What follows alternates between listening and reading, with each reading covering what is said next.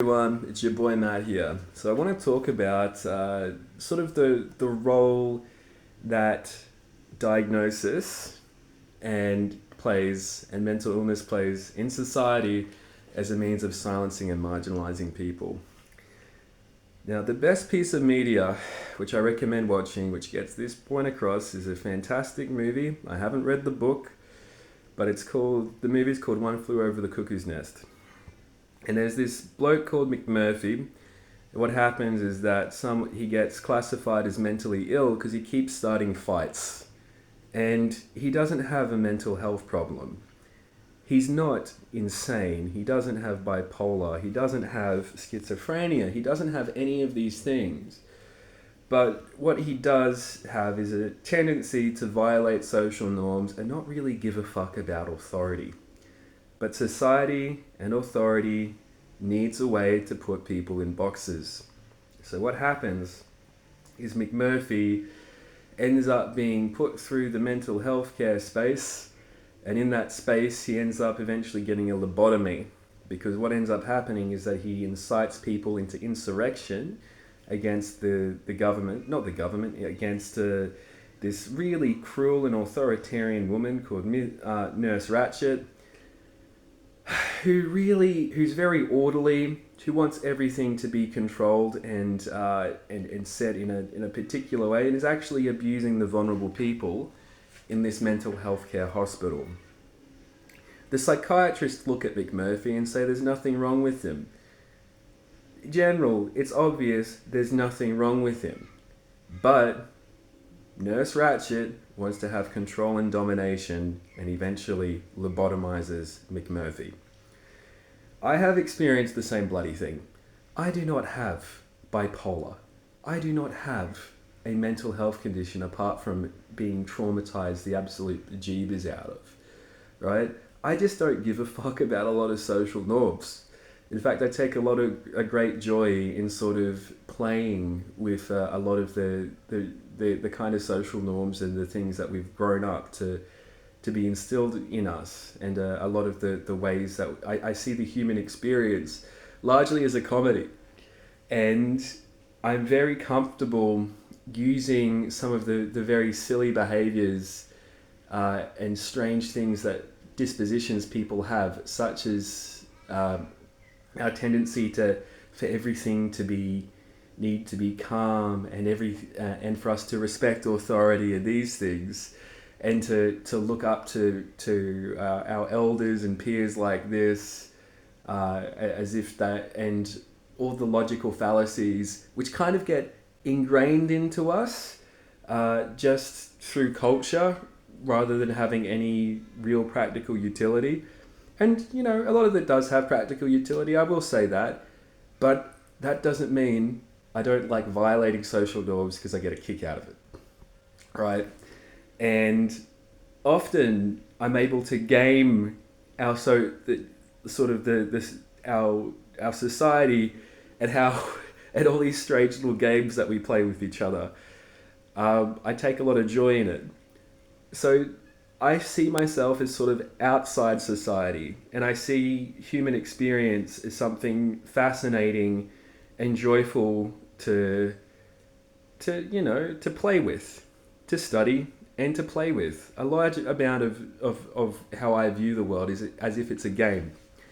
Now, this is not how a lot of people view the world. Some people take a lot of the social narratives that we have very seriously.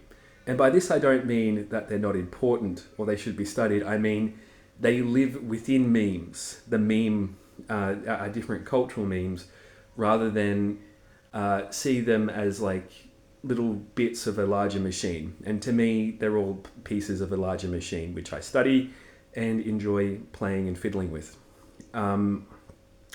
So for example, I post videos where I'm fucking high on marijuana and talking shit about some of my peers in psychology. At points I've done a lot of incredible things regarding questioning authority in our social systems, primarily in psychology. and I've exhibited a lot of strange behaviors, like holding to account professors and senior members of my community who have misbehaved. But because I'm going up against authority, and because this is not the normal behavior, people want to put me in a fucking box. I'm a McMurphy. I don't have bipolar. To me, the world is largely a game, a very important game, but it's not something that, like, I'm not mentally ill. I am different. I am, I'm spending my life how I can, and I'm making the most of it. Except I will have these often clueless people, these people who have an innate need for order for them, and by this I don't mean order in the sense of orderly understanding ideas in the world. I mean they will have compulsions, and feel, how do I put it, out of place when they see someone behaving violating social norms, and they'll feel a need to reorder those things so that their world has continuity. Okay? There's a great metaphor that Hegel used called the slave-master dichotomy. And the idea is that in a social system, if you are a slave master, you have social status because there's someone beneath you. But if the slave no longer acknowledges the master, then the master's identity and orientation in social space becomes estranged. It becomes, there's no longer supporting behaviors for that person to maintain their orientation in social space. The world no longer justifies their identity, reflects their identity, and that creates discomfort for the slave master. And that's what I do, is that because I don't really, I behave by a lot of social norms, and I do that sort of consciously a lot of the time, it creates a situation where I create all kinds of discomfort and to people who require this orderly world for their psychological benefit. So the most famous public example of this was a gentleman called Stephen, who is a nurse. I think he might have obsessive compulsive disorder. I'm not saying I'm not neurodivergent. I'm on the autism spectrum, and I also have ADHD. But he really needs an orderly universe for him to maintain his orientation in social space.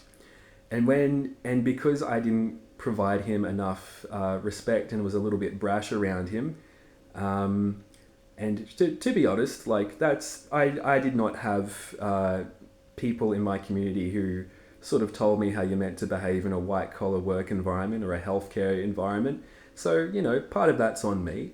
But because of that, he has spent a large amount of time trying to ruin my fucking life because I don't see him as the master or the slave.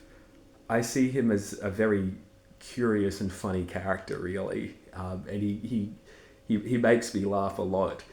And that's how I view the world. Okay? I'm a joker. And I don't like authority, and I don't like people who need to have the world reflect their inner world for them to feel comfortable in it. I will say that we do need social structures, and we do need authority, and we do need these things for the world to work. But to me, I think I interact with the world with a healthy ironic distance. Okay? Because I've lived in different cultures. I was brainwashed as a child into a fundamentalist Christian community where we believed the world was 6,000 years old, and I grew up having a personal relationship with Jesus Christ. I later found out that my entire world was a fiction. Okay? I joined the military and I found all these people who behave so strangely and took themselves so seriously, and they needed other people to think and believe like that. I came out of that and I had some wonderful spiritual experiences on LSD and really got to understand that, okay, human experience is very complicated. There's all these different cultures and we seem to be programmed by it. And I would really like to spend a large amount of my time studying human nature so I can be able to understand these phenomena better. I actually chose to study, I think I may have even enrolled in psychology whilst high on acid. But like, to me, it's fascinating. But I have no interest in being pigeonholed into a box so people can control me. I have, but more than that, it's mainly so that they can maintain their orientation. Because if they understood, you don't want to one day wake up and realize, holy shit, I'm Nurse Ratchet. Okay? And a lot of the people who have abused me and tried to put psychiatric diagnoses on me, include mainly my family, who are fucking retards, honestly. They cannot see the world like the way I behave, the way I see things. If they were to see the world how I saw them, and they spent some time in that space, they would not feel good. Okay? So to avoid that and to maintain the slave master dichotomy, to keep themselves oriented in social space, they need to find a means where a box to put me in where they don't need to comprehend how I see the world. Okay? Because if they did, because they have such a debt to reality, my family, again, a large amount of them are fundamentalist Christians. My dad was a science teacher who believed the world was 6,000 years old. You don't get to that place if you are honest with yourself about things. The debt to reality they have from not systematically keeping track of their assumptions. And it's all of them. It's all of them on in my nuclear family side. My sister, my father, my mum's is a very kind and compassionate person, and she gives people a lot of space. So she's not really held by this slave master dichotomy thing too much. But all of those people, right, they would fucking crumble into dust psychologically if they are not capable, if they're not able to put me in a box where I'm potentially a crazy person because of how differently I see the world from them. Right? I see the world the way I do because I spend a large amount of time studying human nature, because I come from a family of crazy. And for me to be able to have any orientation in the world, I needed to study human nature from the bottom up whilst keeping track of my assumptions. And because I've seen what a debt to reality does to people, including my family, which is completely broken. Of their 3 children in my nuclear family, both my brother and myself are no longer a part of it. And the only person who is still part of the nuclear family is my sister, who very much fits the psychopathology of a woman such as Nurse Ratchet. The way she treats her children isn't necessarily abusive, but it's very structured and controlling. And to an extent, I could go into the ins and outs of that. She lives in a world where she has control of all the variables, and she gets to put things in boxes. My family cannot deal with me, okay? And I never want to deal with them. But because I come from that background, I'm very sensitive in the world to when people have paid a debt to reality and haven't kept track of their assumptions. I see, for example, my big issue at the University of Southern Queensland and in vocational rehabilitation was that we were not treating data as sacred. We were in vocational rehabilitation, we were making fake qualitative research. We were providing a false professional account of our clients to insurance companies with a financial motive to kick them off their insurance payments. That was horrific to me. That was a violation of what drew me to psychology, which is the systematic and structured systematic study of human nature.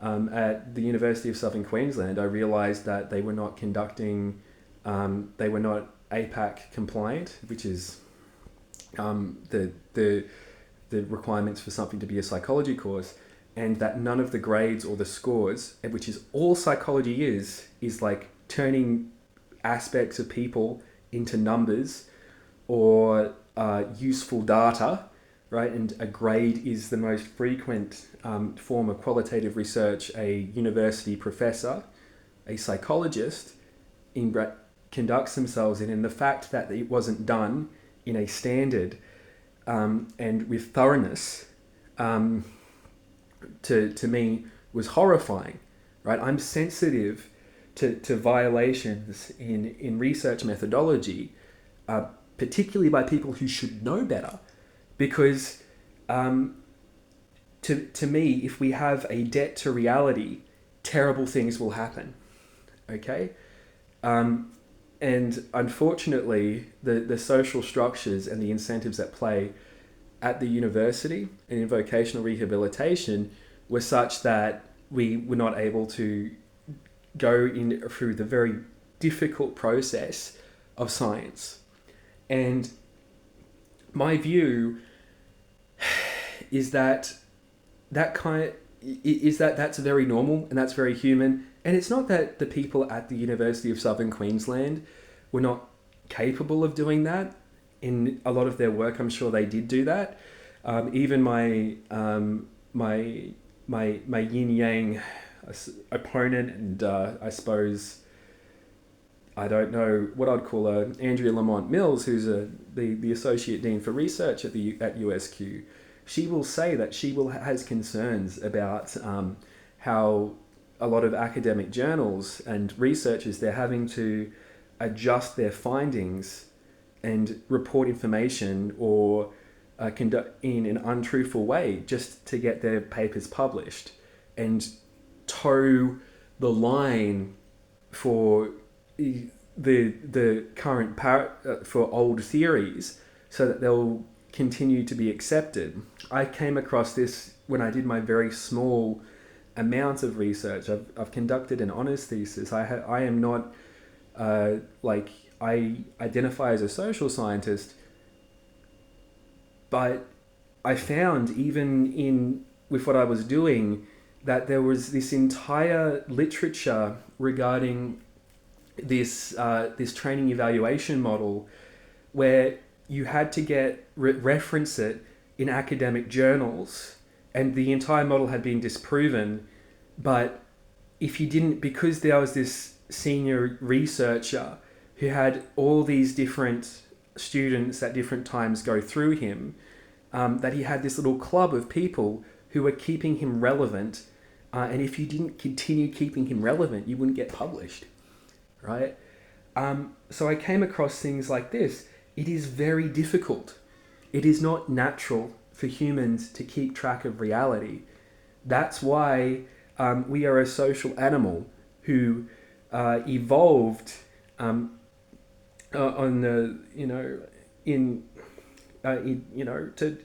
to fucking hunt and gather.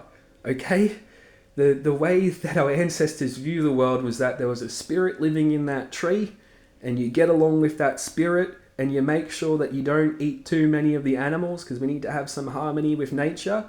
But we definitely fucking kill them because we need to eat them. But you don't destroy too many of them. And we developed all these social stories about how to get along with the world in the forms of old mythologies and then religions, so that we could keep society together. We wouldn't destroy our habitat completely, so that there would be animals the next season for us to eat, and things like this. That is the kind of reasoning which has been around for humans for most of human history. Understanding reality is difficult. It's a new thing. Okay? We've only really engaged in this project since the Renaissance. So we're looking back into the fucking 1500s, right? The Bible is roughly 2,000 years old. Okay? We have been... This systematic study of human nature has only been going on for roughly 500 years. Okay?